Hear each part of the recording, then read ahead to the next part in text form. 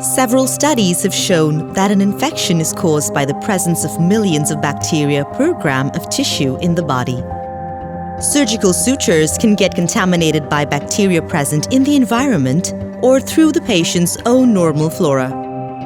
It is now widely accepted that a suture material provides a nidus for microbial adherence and can lead to wound contamination. Surgical site infection, SSI, occurs when pathogens proliferate in surgical wounds, resulting in an impedance to wound healing. When suture is implanted, a coating of protein is formed around the suture, which becomes a site for bacterial colonization. This further leads to a biofilm formation on the suture surface, allowing the bacteria to resist the phagocytic activity of the leukocytes.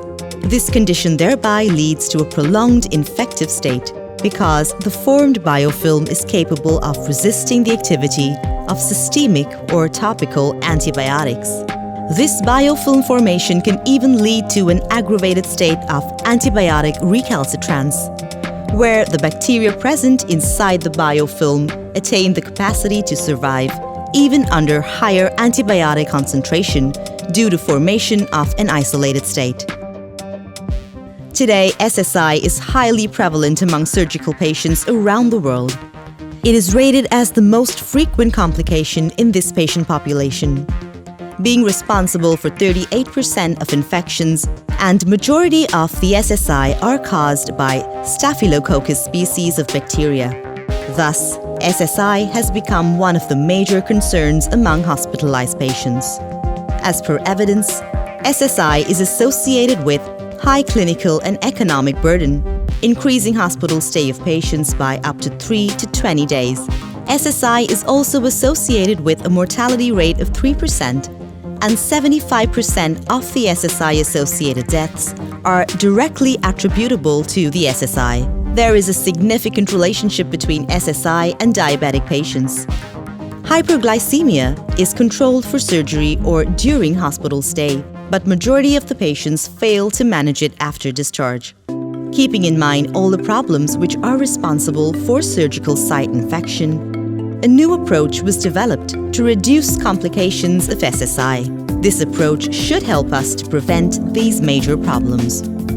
Antibacterial sutures have proven to overcome the serious problem of SSI by preventing bacterial colonization, which will further not allow biofilm formation and antibacterial recalcitrance.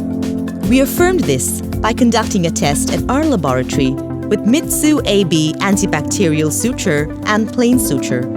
Petri plates were inoculated with bacteria, Staphylococcus aureus or E. coli.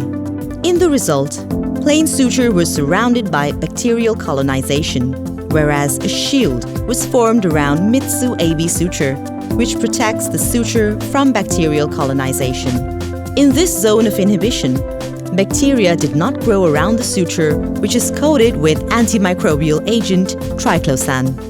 This shows that triclosan in Mitsu inhibits and does not allow bacterial growth and bacterial colonization on sutures. It offers a safety shield.